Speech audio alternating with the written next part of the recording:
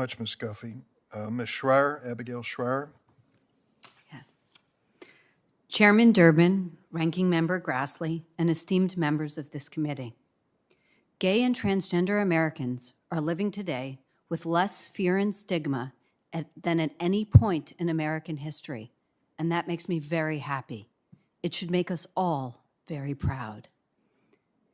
If S-393 merely proposed to extend employment and public housing rights to gay and transgender Americans, I would be supporting this bill instead of testifying against it. I am here today because the bill does much more, and no one who wrote it appears to have thoughtfully considered what it would mean for women and girls. Members of the committee, if your daughter or granddaughter was the top high school tennis player in her state, and then 5 biological boys suddenly decided at the age of 17 to identify as female, should she drop overnight to number 6? Should she lose her college scholarship to a male-bodied athlete who would never have qualified on the boys' team? Does that strike any member of this committee as fair or just?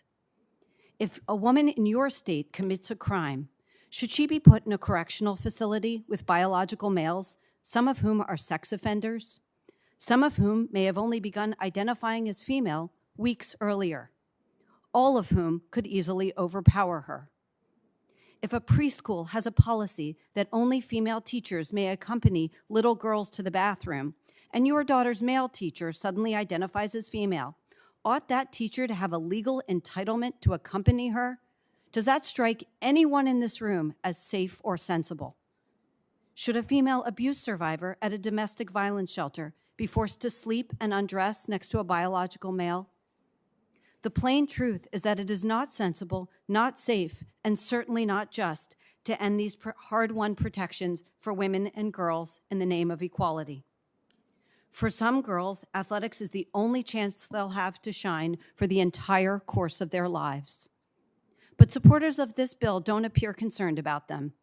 They are concerned about the progressive groups that will call you a transphobe or a homophobe if you don't do exactly as they say and abandon women and girls. By enshrining gender identity as a protected category, this bill would make it impossible ever to legally distinguish between a woman and a biological male who claims a female identity for whatever amount of time and for whatever reason or purpose. And gender identity can be very ephemeral. Even prominent gender therapists attest that people can be on a gender journey and identify as one thing one day and another the next. They have that freedom in America. Should we undermine women's sports and protective spaces to allow gender-fluid males a gender journey? Just last week, after the Washington Correctional Center for Women began housing prisoners according to gender identity, 6 men transferred into the women's prison. One of the inmates raped a female in the women's prison upon arrival. If you pass this bill, you can expect hundreds more victims like this one. And that has nothing to do with transgender people and everything to do with opportunistic self-identification by violent male felons. I have probably interviewed more transgender Americans than any person in this room. And I can honestly say that, excepting political activists, most do not want to obliterate women's rights and safe spaces.